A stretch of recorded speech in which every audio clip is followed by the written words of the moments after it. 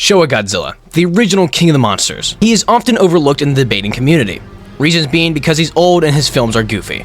And while yes, some of the era is hard to watch, when hasn't there been a bad film in an era? Looking at you, Godzilla vs. Biollante. So today, we'll be seeing how strong Showa Godzilla really is. You saw the title and thumbnail. Today, we will be answering, how far can Showa Godzilla make it in the Millennium era? First, this video is going to be Showa Godzilla vs. the Final Wars roster, but due to high demand, I went ahead and changed it to the entire Millennium era. Go big or go home, I guess. So as always, let's show off the bracket of Kaiju he'll be going through.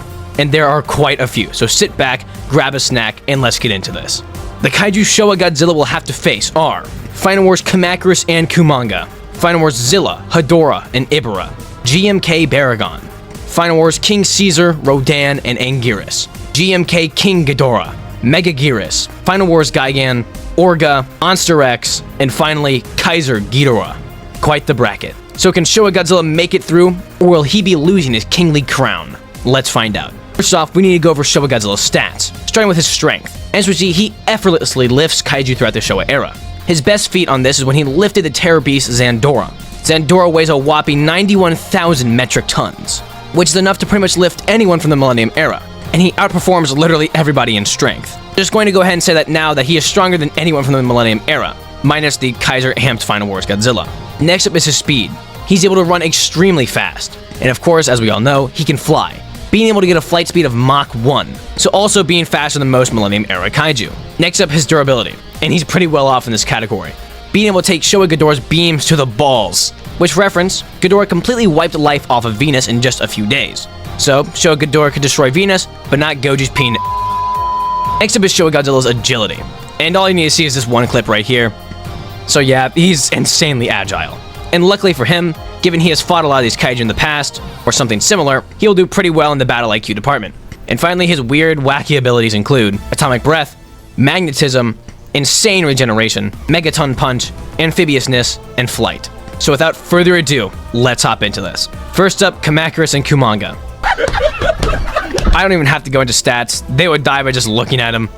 Goji passes with negative difficulty. Next up, Final Wars Zilla, Ghidorah, and Ibara. Now while they are large and weigh more than Showa Godzilla has shown, as we said with the Zandora feat, that he can lift almost 100,000 metric tons. So he could just throw Ibara at Ghidorah like Final Wars Godzilla did, and then just punch right through Zilla and he would die. Again, with no difficulty, Showa Godzilla moves on. Next up, Gmk Baragon. Now Baragon only has one thing he can use against Showa Godzilla, that being his burrowing ability, though once he comes out of the ground, which he will eventually have to do.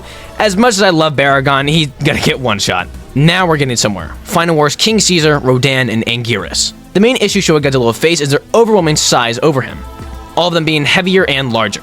But like I said with the other three, he would just grab one of them, chuck them full force at the other two. The only Kaiju here that really bears any threat to him would be Anguirus, thanks to all of his spikes, making it hard for Showa Godzilla to grab onto him, but Showa Godzilla is insanely smart. He'd most likely go for King Caesar, when he has such a large and exposed tail. Showa Godzilla will continue on the Millennium bracket, passing with low difficulty on this one.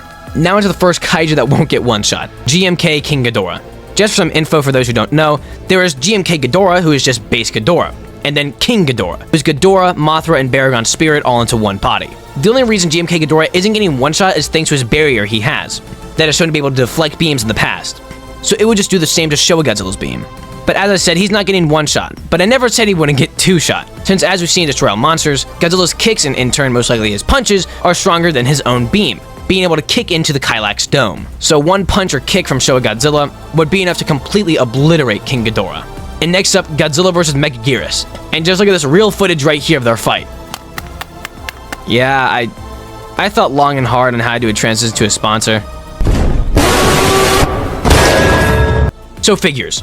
There's a lot of them when it comes to Godzilla, but it can be difficult to know where you can get them for the best price, especially with the more recent figures, as every store under the sun is selling them for all sorts of prices. But let me show you guys Beast of the East collectibles. Off script, before I even keep going into it, I've bought from them quite a bit in the past at G-Fest. They are amazing and super kind. They specialize in getting nerds like you and me quality Japan and pop culture figures to your door. They sell things such as Godzilla, Gamera, Ultraman, Kamen Rider, Evangelion, and much more. As you see here in front of you, they're kind enough to send out the movie monster series Godzilla 1973, with arm and leg articulation, and Salunga, who can of course also do the same. And two -1 figures, but those are for an upcoming video. And they always have sales going on, so you know you're getting the best possible price. Make sure to check out the first link down below if you want to pick up your very own Kaiju merchandise. Thank you Beast of the East Collectibles for sponsoring this video, and let's keep going. Now on to Megaguirus. Though, like the others, he would most likely get killed in a few shots, he does have a way to get around it and possibly damage Showa Godzilla. No, I just realized Megaguirus is a she. Whoops. Pretend I said she. These being thanks to her speed, being able to fly at Mach 4, and her swarm. Now, 4-people type, while she also has a fireball, she can only do that when she has sucked energy out of a kaiju that she is fighting. And with Showa Godzilla, I don't think that's going to be happening. While sure she's fast, Showa Godzilla is still more agile, and Showa Godzilla has shown to be able to keep up with Gigan, who can fly at Mach 3, and land a beam on him. So he can most likely do the same with Megaguirus, though unlike the rest, Megaguirus would most likely take the hit, but if Goji lands another beam or punch, Megaguirus is going down. So again, with low difficulty, Showa Godzilla moves on. Now on to Final Wars Gigan. This one, there's not really much to look at. While yeah, Final Wars does land some heavy hits, and is very fast, he's possibly the dumbest kaiju ever, even being behind the pencil chewer that is Megalon. For Final Wars, Gigan kills himself early on in the movie, and then later cuts his own head off again. The sheer contrast between Final Wars Gigan's stupidity and Showa Godzilla's intelligence, Gigan would again just end up harming himself. Again, with low difficulty, Showa Godzilla moves on. Now we're starting to get some more difficult fights. Entering the ring, coming in at 60 meters tall and 45,000 metric tons, we have Orga. Now the main reason Orga is going to be a challenge is thanks to his insane regeneration factor. As we see, he was able to regenerate his back almost the instant it was hit. Now Showa Godzilla's beam would do some damage, but Orga would just regenerate the damage. That is until you start really looking into things. As almost everybody knows, Showa Godzilla decapitates Mechagodzilla in their first fight. And as we know thanks to this scan right here, and what's implied in the movie, Mechagodzilla outright survives and lives in a black hole. So if he's able to rip off a head of a mecha that lives inside of a black hole, he should be able to do enough damage to the point where Orga can't regenerate. So this time, with mid-difficulty, Showa Godzilla moves on. Next up is where Showa Godzilla might start to struggle. We have Monster X. Monster X comes in at 120 meters tall and weighs 60,000 metric tons, being over twice as tall as that of Showa Godzilla. So for this, we're going to start breaking into the categories. Strength. Starting off with Showa Godzilla. As we said at the beginning, he was able to lift and toss Zandora, who weighs 91,000 metric tons, and throughout the entire Showa era, he commonly threw his enemies around. On to Monster X. As we see in his fight with Final Wars Godzilla, he was able to effortlessly lift Godzilla by the arms, Final Wars Godzilla weighing a total of 55,000 metric tons. So for strength, Showa Godzilla wins this. Now into speed. Showa Godzilla is able to run very fast, being able to keep up with the likes of Zone Fighter, and of course, his flight, being able to get up to Mach 1. Now into Monster X. He is shown to be able to keep up with Final Wars Godzilla, who is widely considered to move at around 90 miles an hour. So for speed, again, Showa Godzilla takes it. Next up is agility. Showa Godzilla, as we see many times, can get up off the ground in around a second, and toss and turn while in battle. Now into Monster X. He is shown to be able to spin mid-air while fighting, giving him a slightly better chance of this category. For agility, it's a tie. Finally, onto durability. Now while yes, Monster X doesn't get damaged much, you have to remember Final Wars Godzilla's best feat of destruction is when he slightly destroyed a meteor. Now look at Showa Godzilla. In Zone Fighter, the Garogas have a weapon that is shown to blatantly blow up planets. The same Garogas later say that King Ghidorah is their most powerful weapon, meaning they see King Ghidorah as more of a destructive threat than their guns, that, as we said, blow up planets. But of course, Godzilla fights King Ghidorah. But not just once. Godzilla goes toe-to-toe with King Ghidorah many times in the Showa era, and survives each time. So for durability, that also goes to Showa Godzilla. So for Monster X, Showa Godzilla will move on with low to mid difficulty. And finally, Kaiser Ghidorah. Throughout all these videos so far, no Godzilla has made it to the last kaiju of an era. So let's find out. Will Showa Godzilla make it through, or has he met his match? For reference, Kaiser Ghidorah weighs 100,000 metric tons, and is almost 3 times taller than Showa Godzilla, standing at 140 meters tall.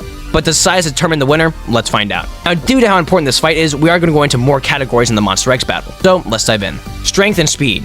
Kaiser Ghidorah is shown to be able to lift Final Wars Godzilla, which, as we said, weighs 55,000 metric tons. And despite popular belief, he can't actually fly, so his speed is unknown. And as we said already for Showa Godzilla, he lifts Zandora and flies at Mach 1. The winner for strength and speed is Showa Godzilla.